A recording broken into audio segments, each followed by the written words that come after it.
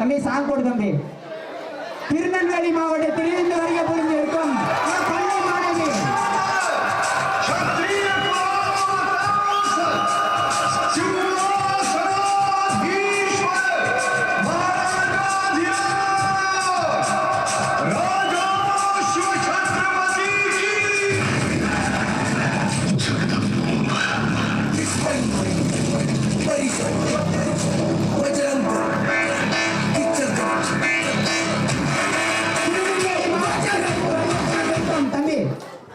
மாவட்டத்திலிருந்து வருகை புரிந்த மாணவருக்கு இக்கட்ட போட்டிக்கு முதல் போட்டி.